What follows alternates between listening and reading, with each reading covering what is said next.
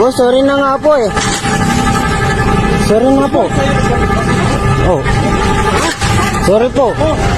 Hindi po ako lalaban dyan, sir. Nag-sorry po ako na hindi siya nakasignal kanina eh.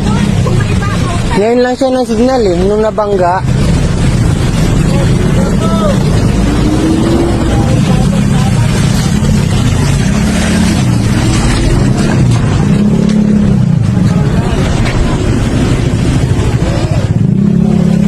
Ambulansya, wala pa?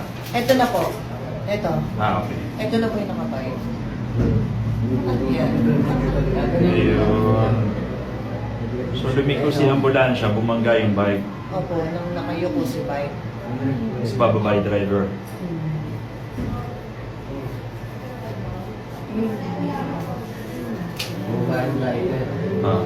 Nagbaba.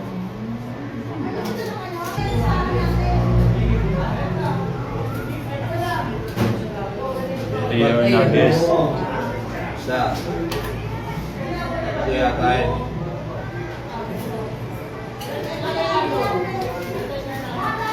Binuhat pala niya yung bike. Dalawa. Para sa pakulit. Tatlo. Tapos tsaka niya kasagasaan. Sasakay siya.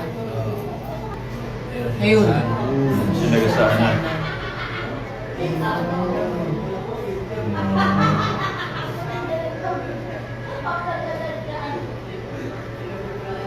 Nag-viral ang isang driver dahil sa pagbalibag at pagsagasa nito sa isang bisikleta at napag-alaman mga idolo na ang minamaneho nitong sasakyan ay pagmamayari pa ng gobyerno. At ayon nga sa post ni Colonel Busita, atensyon, ASEC Marcos B. Lacanilaw, Chief LTO, delikado ang buhay ng iba sa ganyang driver na mainitin ang ulo at walang disiplina. Malabo sa video ang plaka ng minamaneho niyang sasakyan. Mangyayari sanang tumawag sa aming opisina kung sino ang nakakaalam ng kanyang plaka at i-report natin sa LTO para maimbestigahan at maaksyonan nila ito. Makakaasa po kayo na mananatiling confidential ang cellphone number nyo para hindi kayo maag-alala. Pakisabihan na rin po ang may-ari ng bisikleta na tumawag sa amin at ating papalitan kung kinakailangan. Nandyan mga idolo ang RSAP hotlines. At ito nga ang naging reaksyon ni Colonel Busita ukol dito sa video. At mga idolo, nakarating na rin ito sa LTO mismo. At ayon nga sa naging komento ng LTO naglabas ng show cause order sa may-ari at driver ng Ford Ranger kaugnay ng viral road rage incident sa Bulacan.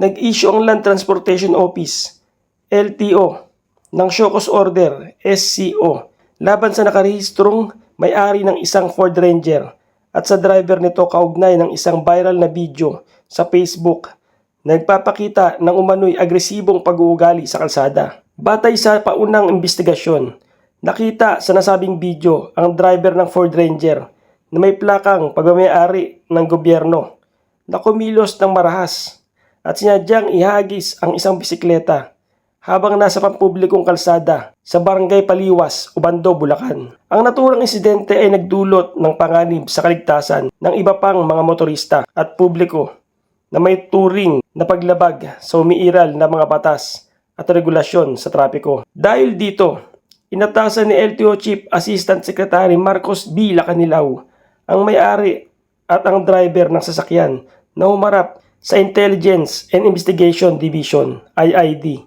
sa LTO Central Office, East Avenue, Quezon City, sa ika-5 ng Enero 2026, Lunes alas 3 ng hapon.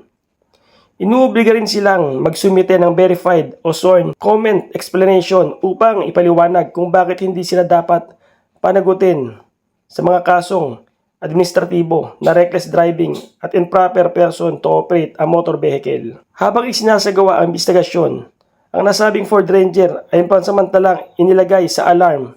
Samantalang ang lisensya ng driver ay isinilalim sa 70 araw na preventive suspension habang isinasagawa ang pagsisiyasat at tinatasang isuko kaagad sa LTO IID. Nagbabala si ASEC Lacanilaw na ang kabiguang humarap o magsumite ng sworn affidavit sa tinakdang petsa ay ituturing na pagsuko sa karapatang marinig at magpapatuloy ang ahensya sa pagdinig at pagbuo ng rekomendasyon batay sa mga umiiral na ebidensya at record ng kaso. Muling iginiit ni LTO Chief Lacanilaw ang mahigpit nitong paninindigan laban sa reckless at hindi maayos na asal sa kalsada at tiniyak na patuloy nitong ipatutupad ang mga batas trapiko upang mapangalagaan ang kaligtasan ng publiko at mapanatili ang kaayusan sa mga lansangan sa buong bansa.